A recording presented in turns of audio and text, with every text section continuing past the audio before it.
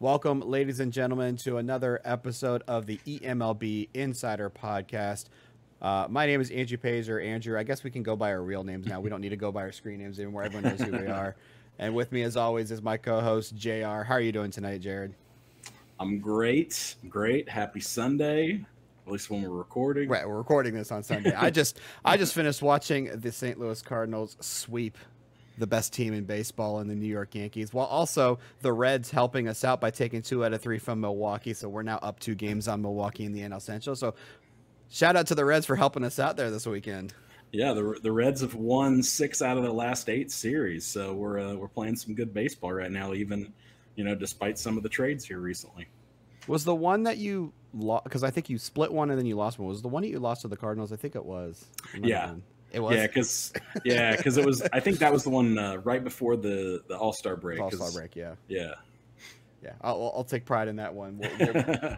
Or was it? No. We won the one right after the All-Star break at Cincinnati. That's right. Yeah, that's true. We split. Well, okay, the home field advantage came into play, so we'll take that. But we're not here to talk about real life sports. We're here to talk about the eMLB presented by Out of the Park Baseball on Commish LB's Twitch channel, and we are deep into spring training now.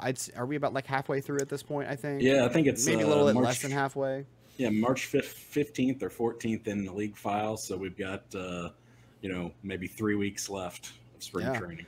Now we were planning on doing a full episode devoted to all of the trades that we're going to drop after the Winter League, but when we saw how many there were, we were like, we don't have that much time. So what we're gonna do is we changed it up a little bit, because one of the goals that we have for this upcoming season is we're trying to do a little bit less of a podcast, so you guys don't have to sit around for 2 hours listening to us ramble on and on. We're gonna try to keep it to about an hour, and so we have decided to take all of the offseason moves and break it down into who we think are some winners of the offseason and some losers of the offseason. Now, we use the term losers because that's like the typical phrase people use on like ESPN or MLB.com or something like that. We don't think the GMs are actual losers. Just want to clarify that. But before we get into that, I got a bone to pick with you. Mr. I wonder who's going to get Barrios. You don't want to play poker with me, buddy. Here's the funny thing is that when we were gathering up these questions for the Ask the Insider podcast, if you don't know what I'm referencing, please go back and watch our last episode of the Insider podcast. We took a bunch of questions from the community and answered them. I gave the list to JR and had, hey, which questions do you think we should do? He chose the Barrios question. Knowing full well he was the team that was landing Barrios in the huge blockbuster trade in division with Pittsburgh. So that was the big move of the offseason for them. But in terms of the winners and losers, we're obviously biased. We both think that we're winners in this offseason. JR added Barrios. They also added Jordan Hicks. They made a couple of good signings. They got a good... I like your third baseman that you got in the Rule 5 draft as well. I felt like I made a couple of good signings. I was able to trade for Royce Lewis. So we're taking our teams out of the equation here. We're not gonna brag on our own teams here. We wanted to look across the league at other teams that we thought did well this offseason, or either did poorly this offseason or didn't do enough this offseason. And so why don't we just go ahead, or unless JR has a response to me calling him out on keeping a poker face that entire eMLB Insider podcast episode last time. No, I came very close thinking, well, if we're going to talk about it on the stream, maybe I would almost, do a little teasing as to my direction. But I thought, that you never know if Commish may have an issue with the trade. So I didn't want to jinx anything anywhere in that. But I knew it would be good discussion. So I thought, well, I can keep a straight face. We can talk about speculate where this superstar player is going. So it ended up being pretty fun. Yeah, and then for me, like, I always think the best time to drop a bomb is one where that no one sees coming, which is why I tried as best as possible to keep everything closed-lipped about the Royce Lewis trade. No one knew about it except for me and GT when it dropped, when Commissioner announced it on the podcast. Brendan's jaw kind of Brendan was like, "Screw you, Andrew! I got to change my predictions now." well, and the funny thing is, if you don't know the story, it looks like, it could look like you made that in response to my move, which I had no idea. Right. Which, in fact, since we both were keeping it so close to the vest, neither one of us knew the other was getting ready. And that was funny because I was sitting there thinking, oh, well, it looks like it's a good thing I already made this trade because now I don't have to react. I've already done something that was reactionary. But anyway, that was the big trade that happened in the right after the winter. Actually, two big trades that happened right after the Winter League was I traded for Royce Lewis from the Minnesota Twins, and JR traded for Jose Barrios from the Pittsburgh Pirates, one of the best power hitters in the game.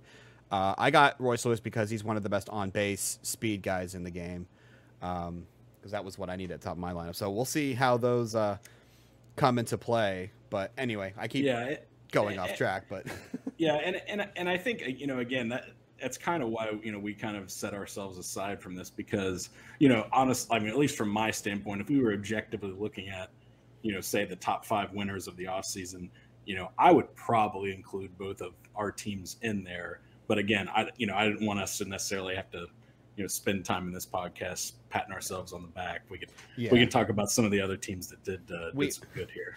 I think we talk about ourselves enough as it is. Yeah. I think everyone's kind of sick of us. All right, get on with the winners and losers. Stop talking about Barrios and Lewis. All right. So speaking of, we'll jump into our first winner, and I think honestly this is the most obvious winner of the offseason. The Seattle Mariners, as we bring it up on screen here, they, coming into this offseason, their biggest need was pitching. And boy, howdy, did they address that need. Oh, yeah. The big move of the offseason being acquiring pitcher Alejandro Rosario from the Kansas City Royals. And that is a bona fide ace of your staff. And that was one thing that they needed, and they got it. Not only that, they added, and we did take re-rates into account, even though they haven't posted what exactly the ratings are going to be after the re-rate. For those of you that are unaware of what re-rate is, basically we have the ability to take players that are real-life major league players, even though we're a few years in the future, and try to rate them, reset their ratings as if they were what they are now. And the Mariners signed first baseman Matt Olson, who was a little bit on the decline in this file, getting a little bit older, not as good with the bat as he used to be. Getting that re-rate, I think, will definitely help him out. Maybe not one of the top re-rates that we're going to get this year, but definitely a solid re-rate candidate. Also, made an upgrade to their middle infield with Adalberto Mondesi, and shored up a bullpen signing with Jose Quijada. But I think that trade for Alejandro Rosario right there puts them in contention in a very competitive AL West. Yeah, that, to your point, that was the biggest thing they need to improve upon was their pitching, because I mean they have a murderer's row of a lineup with Pedro Serrano and Eric Kelly, Pepe Clark, and plenty of other guys there. So you bring in Mondesi, who they were able to get him at a pretty good price compared to what he was asking for at the beginning of free agency, and they only have a 3-year commitment to him. He still has great speed, great defense to slot in there at second base. Whatever you get on Matt Olson and the re-rate is going to be gravy, to what they have already with that club. There's even rumors that they're still potentially going after Victor Robles, which could make them an even bigger potential winner this offseason. But yeah, I think probably one of the best, maybe even the best position player in free agency. That one of the biggest bats definitely would be a huge upgrade defensively in center field. Potential Gold Glove candidate in Robles. So if they end up landing Robles, I mean they're an even bigger winner, and I might even put them in higher in predictions. But we're going to be doing predictions at a later time, and we'll do those as of what the league is at that time. But yeah, we're here to talk about what they did this offseason, and I think all of the moves that Seattle made has definitely improved the holes that they had if they get their offense back on track, because a few guys underperformed, namely like Eric Kelly definitely underperformed to what we're used to seeing out of him. Not that he had a bad season, but compared to what he had done before, he only had 16 home runs last year, and he had 45 the year before. So Right. if he has a bounce back season, if Serrano keeps doing what he does, if Matt Olson has a bounce back year, they have a very formidable lineup, as well as adding the ace caliber Alejandro Rosarios at the top of their rotation. And they have a lot of guys who are young in that rotation that are projected to be potential ace. They could end up having one of the best rotations in baseball once they all fully develop, in Cecil Cantrell, Chant Bell, and Ryan Shaw, all looking like very, very good starting pitchers. Yeah, and not to mention they were able to bring back Ken Giles, in the bullpen. He was somebody that they had previously, and they were able to bring him back this year. So he's back there. They're gonna at some point get Ricky Vaughn back. Probably middle of the season. He's another talented arm. So Seattle definitely on the rise out there in the West. Absolutely. All right, so we're going to mix things up. We're not going to go through all of our winners right away. We're going to jump back and forth. So our first loser is another team in the AL West, and we're going to go with the Oakland Athletics. And it's not necessarily because of the players they got in free agency. For me, it's the timing of everything for me. It's not even necessarily like how long you sign Nicky Lopez for or how much money you sign Sean Murphy for. Is this the right time to make those signings? I think they are still a couple years away from competing. They're definitely in a rebuilding phase.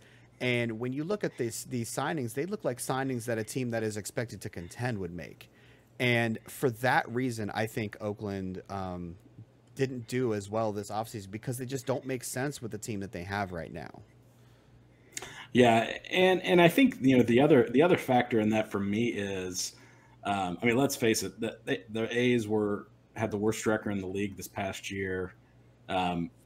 Probably going to be a contender for that again coming up this season. You have a pretty valuable trade chip there in John Duplantier as a starting pitcher. He's on a reasonable contract, and he's still a pretty talented guy. I mean, you're kind of missed out on a boat to potentially flip him for a deal, maybe to help, replenish your minor leagues. I think that's something that, I don't know how much they explored that, but that obviously didn't happen. But I think there's some guys they could have even looked at, dealing this offseason, just knowing that you're still a little bit of ways away from competing, and you can try to get some guys back in your system, and none of those trades took place. Yeah, and I mean, when you're in a rebuilding phase and you've got aging players like Duplantier, and I'll be honest, at first I looked at the wrong Duplantier. There's Andre Duplantier in the same team. Threw me off for a second. But no, John Duplantier is 31. So at this point, you would honestly, I hope that he's on the trading block come this trade deadline. John Duplantier is not going to be a part of the next competitive Oakland team.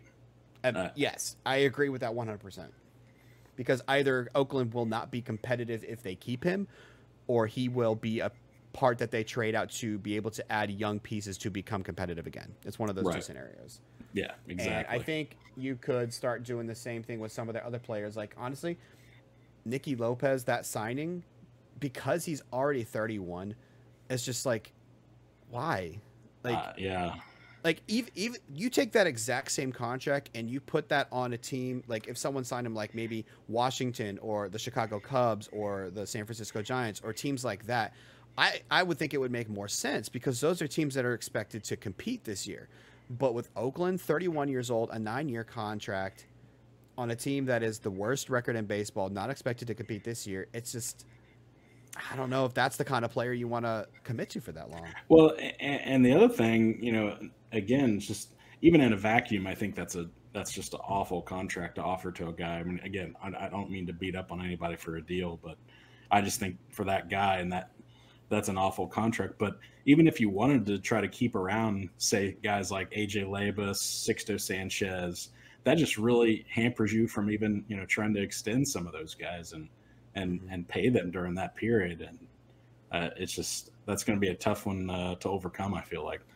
Now, I am going to go on the record and saying I hope Oakland proves us wrong. I hope Yeah. that Oh like yeah. Nicky Lopez and Sean Murphy just break out and have all-star seasons, and they are maybe not competitive, but they're playing the role of spoiler come the end of the season. But Yeah. We're as not it rooting stands for. right now, just based on projections, I'm scratching my head, honestly. Yeah, we're not rooting for anybody to fail except for maybe No, Cody. abs- I mean, sorry, Cody. Had to. I didn't say it. All those players that you just sent over to him. Hey, see ya. Hope you fail. Don't let the door hit you on the way out. No, but hopefully, we see Oakland do better this season. But it's just, again, it's not like the players that they signed were bad. It's just the timing of it and what Oakland should be focusing on. It doesn't seem like they should have been focusing on Murphy and Lopez. So, right. Anyway, all right, moving on to our next winner. We've got the Detroit Tigers. The team that had they had the most disappointing end to any season that we've seen in a long time. Having around a 12-game lead heading into the last month of the season in the division and ending up losing the division by 1 game or 2. I think it was 1 game. Yeah. 1 game. So they definitely were like, all right, we're not about to let that happen again. And what they did is they went out and they, like the Seattle Mariners, they got pitching. But they didn't add just one ace. They got a bunch of solid pieces that makes that rotation better across the board. And along with that, they were able to re-sign, was it Framber Valdez, right? Yeah, Framber Valdez. I think that, that was the big key for them to be able to keep him. And he was the guy that was their, really their lead this last year. And I know Mark was really wanting to try to make sure he kept him in Detroit. Yeah, but you look at the people that they did add. They added starting pitchers Carter Stewart from Pittsburgh, Michael Moore from Houston, and Alek Manoah from Miami. All in trades.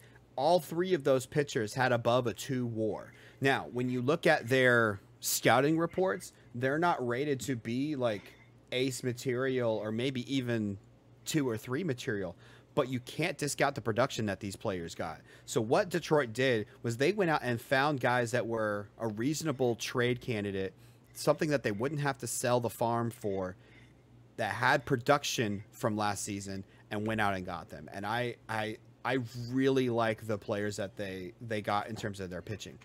But then there's another wild card thrown in. I mentioned Matt Olson as a re-rate in Seattle. Ketel Marte is a re-rate in Detroit. And I think that is another very solid re-rate that should improve the middle infield. And maybe even, who knows where Ketel Marte is going to play. He can play all over the field.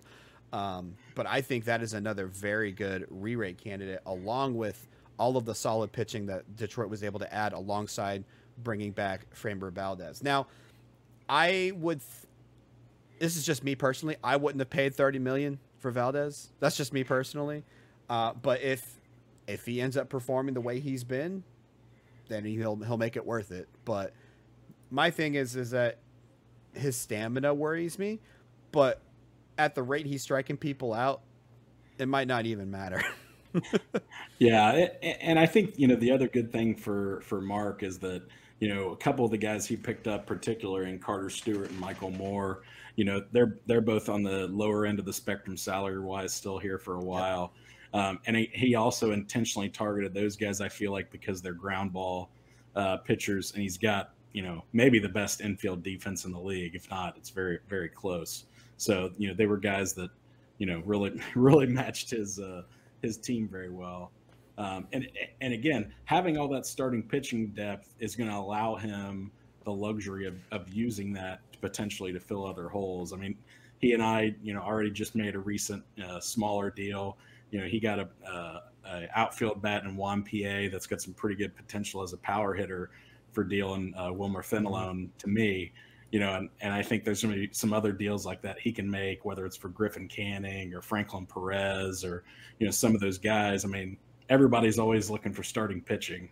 And when you have plenty of those chips in hand, you're kind of the belle of the ball, so to speak. Yeah, and not only that, they have a couple of youngsters that are set to make debuts potentially in the outfield this season. This doesn't go into what I think, like, obviously, this isn't a part of their offseason moves because that's kind of what we're focusing on. But looking ahead to what they added to complement what they expect to bring up in Chuck Norris and Hank Peralta, that's going to be a really solid young core in the outfield for them as well, alongside Riley Green, who's already been performing well in the outfield. Cedric Mullins is also there. Like, you've got 4 really good outfielders there. It's going to be hard for them to find at bats for all of them. One of them's probably going to end up being the designated hitter. But Detroit, last year we thought Detroit was going to run away with the division, especially after their hot start. I think the Detroit team this year is better than the Detroit team was last year, and that's scary. Because if it wasn't for that collapse, they could have been contending for a World Series title. Yeah, absolutely. And I think the moves that Detroit was making, and shout out to Mark for writing a great article on the arms race between the Tigers and the Royals. I feel like the Royals started panicking when they started seeing some of the moves Detroit was making. It's like, I got to keep up with this if I'm going to repeat. And maybe Kansas City has tried to do too much, and it might come back to hurt them. Now, they added some great pieces, but do you think they might have overcorrected because of what Detroit was doing to add to their arsenal to make sure that they didn't have another collapse? Yeah, I think, I know, I think Kansas City took a couple of twists and turns this offseason, with their roster. I mean, some of the moves Minerva made, I really think are great. Other ones, I don't particularly know that I kind of see where he's going at, but he may have a plan in place that we're not privy to. But yeah. I mean, you have to respect it. He's going all in. He won the division last year, and he's like, I want to make sure I maintain my division crown, and I'm going to do whatever it takes to keep it that way. But sometimes a panic move is worse than not making a move at all. Yeah. And some of the moves, and I think right now it's going to be a matter of some of the moves are going to work out great. Some of the moves are going to end up really poorly because there's so many of them that could go wrong and could go right. I think it's going to be a mix of the two, and he's going to end up somewhere in the middle. So yeah, I would we'll agree. see how Detroit ends up with that. But anyway, moving on to our next loser, we're actually going to go back to the AL West. We got a lot of AL West teams on this list. And that is the Houston Astros, a team that was expected to contend for a playoff spot last year.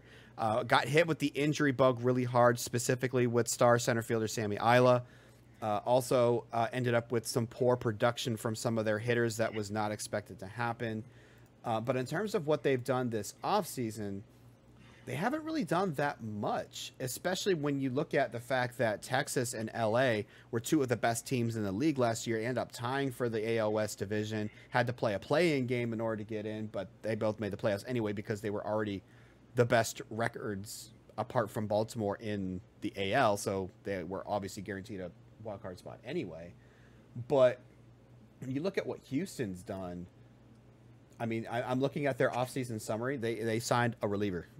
And Yadier Alvarez. Well, no, that wasn't a signing. That was a Rule 5 draft pick. So it wasn't even someone that they went out and signed. They traded away. They traded away Michael Moore. Actually, I want to see what the full deal was because I think he got back prospects, if I'm not mistaken. He got back a single A prospect in Jeremy Workman, who is not a bad prospect at all. Yeah, but again, to your point, Andrew, I think if you're going to trade a pitcher like Moore, who is in the majors, ready to contribute there, I think Ben would have been better off maybe trying to get some more immediate help for his lineup. The Astros were 9th in the AL in runs scored last year, and I know Sammy Isla missed a lot of time last season with injury, but at the same time, you mentioned they lost Dylan Cousins, Seth Beer. He's been trying to move this offseason because his production has fallen off. The Tyler O'Neill re-rate experiment didn't work. Didn't Detroit re-rated them, right? Right, yeah, and so he traded him on to Ben in Houston, but he just didn't turn out. Kyle Tucker took a step back. Matt Chapman brought really nothing. Put a huge step back. He ended up, I think I'm looking at his last year's stats where he ended up with a negative WAR. Yeah, negative After WAR. multiple seasons of production. That was disappointing. I mean, obviously he brings stud defense, but his bat has really dropped off. Yeah, and I think too, this is one of those cases where we have to qualify a little bit in terms of like what part of the reason we're calling them a loser of the offseason. Like we've talked about, sometimes standing pat is good, but in this case, we've already talked about Seattle has done a lot to improve in the AL West. That the Angels are a team that's always looking to improve, and they have some young prospects getting ready to come up to join their team. Texas, still is a pretty loaded squad. They haven't, really lost anybody from a really good team. Texas has I think they have like one of the youngest lineups in baseball, and it's one of the best, which is really scary when you think about it, because they're going to have this good team for a long time. So like you were saying, sometimes standing pat is a good thing. With Texas, standing pat is fine because they have all these young players that are still developing.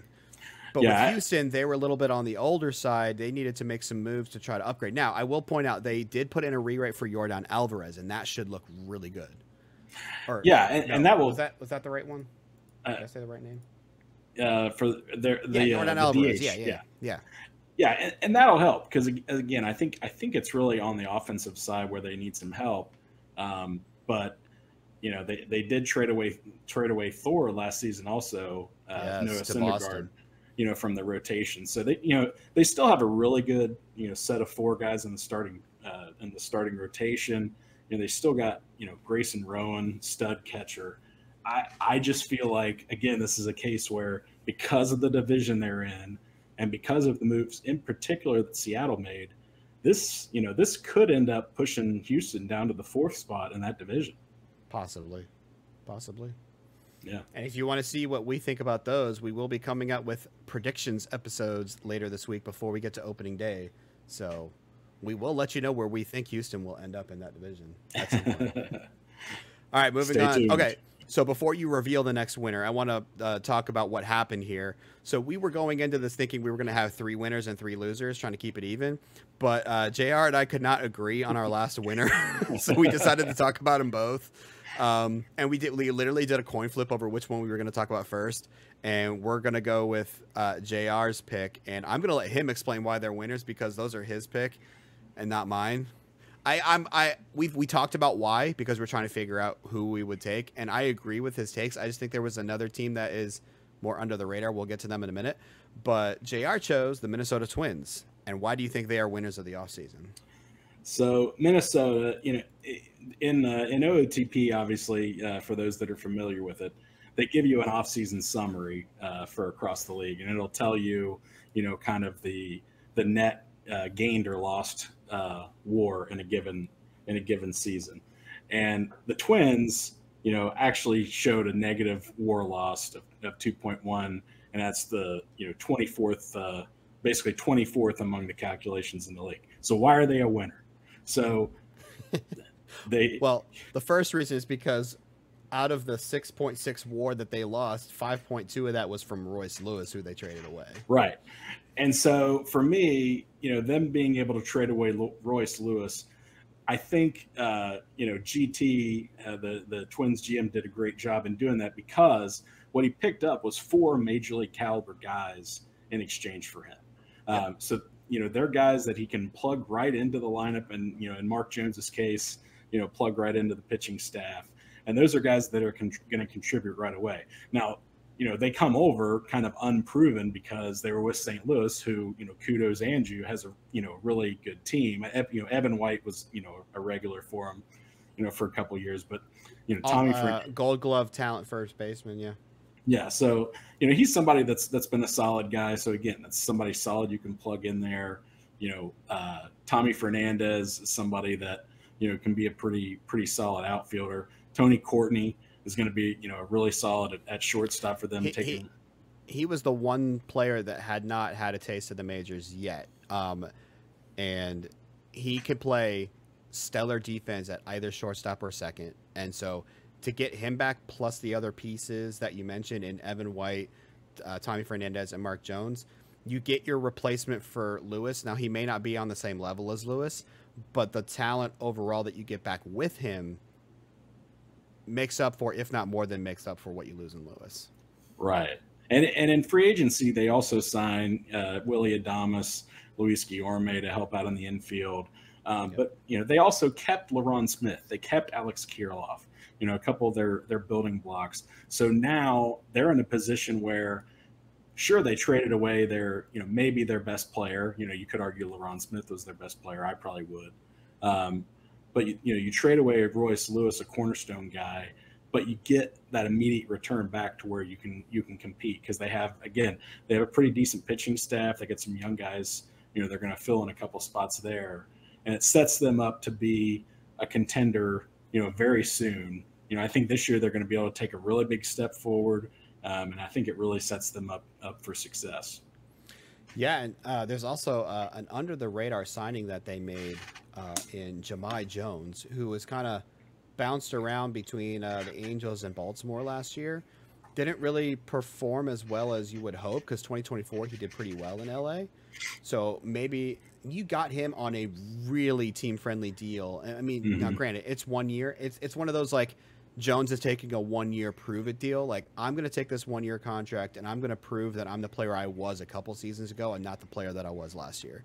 And so to sign him for just under $4 million for 1 year, I think is a great play for both sides, because if Jones can play really well, it plays him into a really good contract the next year, and if he plays really well, he'll outperform the $4 million that Minnesota signed him to easy. Yeah. So, I agree with all the takes that you had about Minnesota. I just had one more team that I thought won, and is not I wanted to point them out because they're not a team that a lot of people are talking about, and we'll get to them next after the last loser that we have listed. And that is, as much as it pains me to put Arizona on this list, because I've built a great relationship with Aaron, the GM over there. We've talked trades before. She and I are both stats minded people. We both work in data analytics, so we are very like-minded, but I'm wondering what Arizona is doing. Well, I guess I can answer that. The answer is really nothing. Arizona hasn't really done much, and they made the playoffs as a wild card team last year. And I feel like a lot of people expected them to repeat as division winners again, but then their players started all kind of across the board started regressing, and they went on a huge hot streak after the All-Star break that put them back into the playoff discussion. The only team that was hotter coming out of the All-Star break was Baltimore, and put them into that wild card spot. But without that hot streak, they would have been on the outside looking in.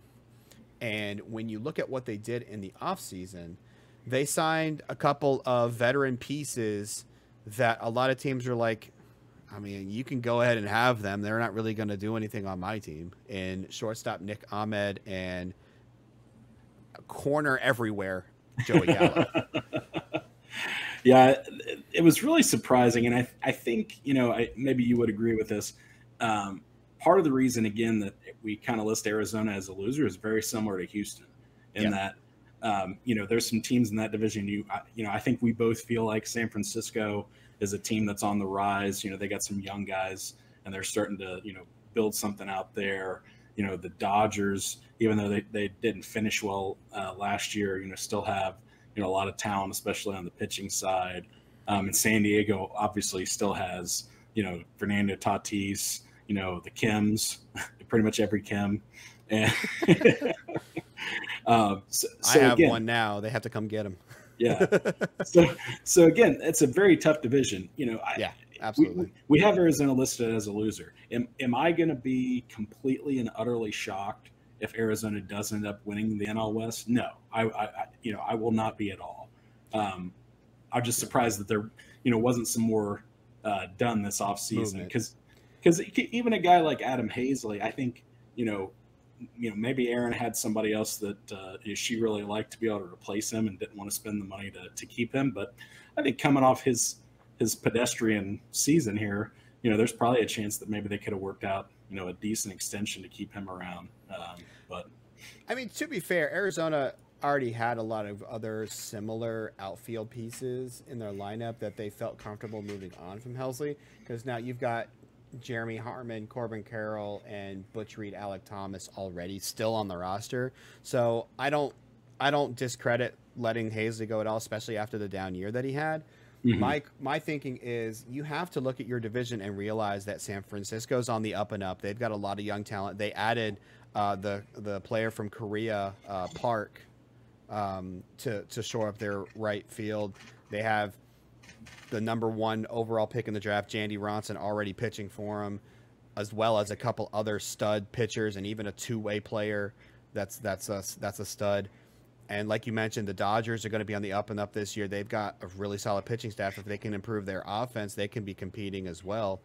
And you have to think, like, if those teams are going to improve, Arizona, who is kind of staying at the same, might get overlooked or not overlooked, overtaken by those two teams coming up this year. Yeah, and again, that's where I think, there's context sometimes, when you're talking about a winner or loser of an off season, or who benefits the most, or who kind of suffers the most. Those are the kind of things I think you have to take into account. Absolutely. All right, so I kept teasing them, but I have a winner that a lot of people are not talking about, mostly because they're not really expecting them to compete in the AL East, and that is Toronto Blue Jays. One of the lowest teams in the league this year.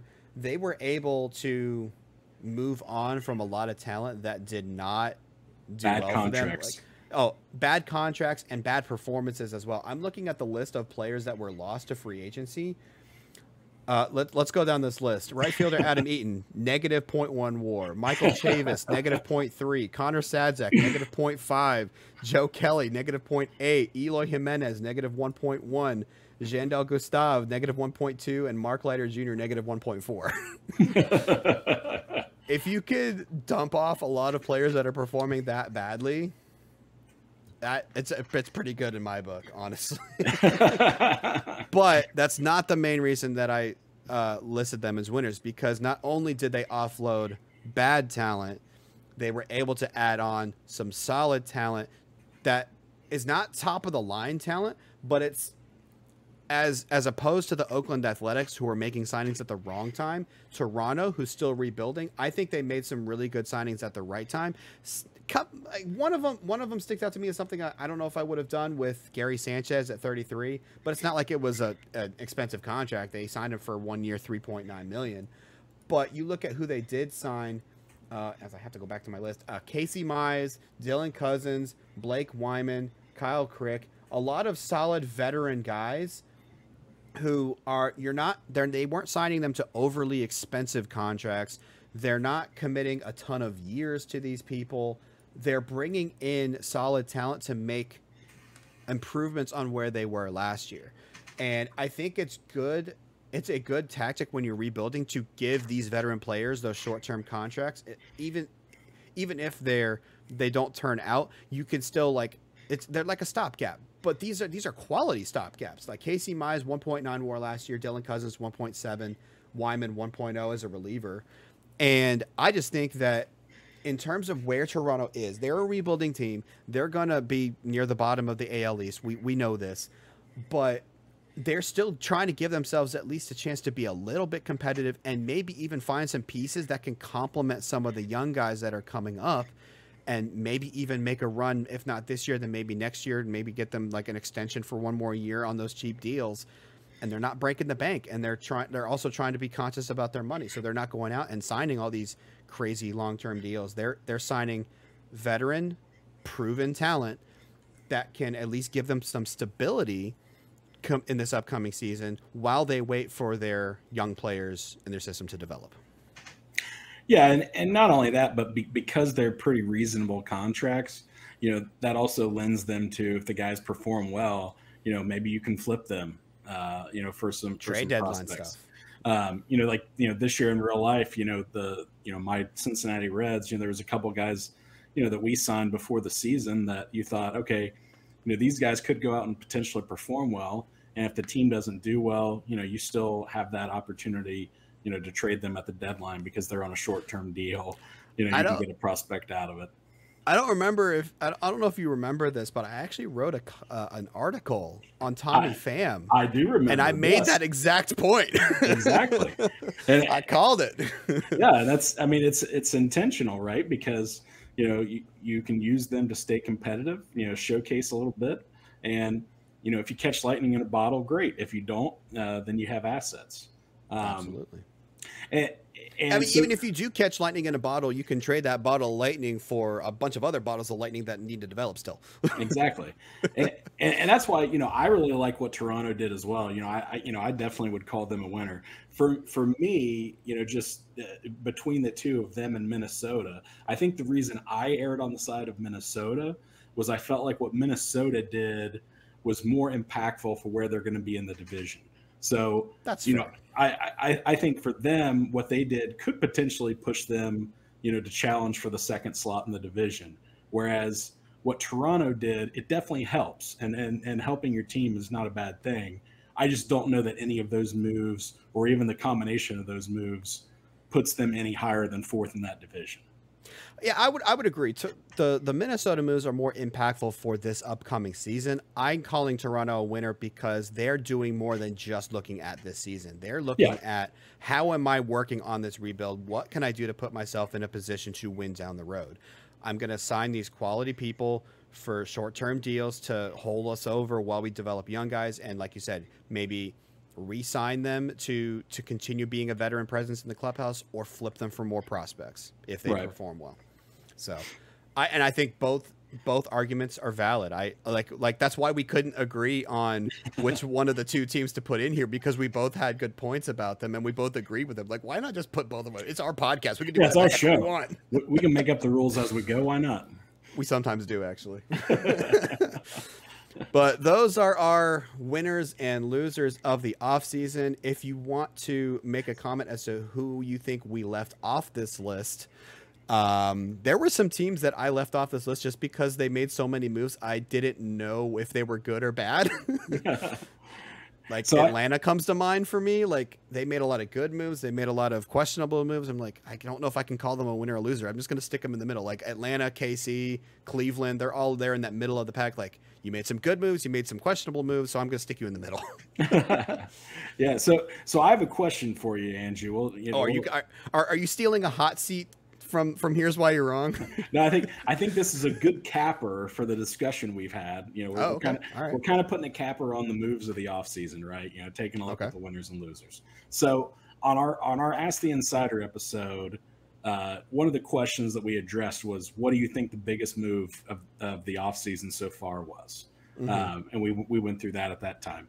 Now, we're kind of at the point where you would expect that most of the big moves are over with.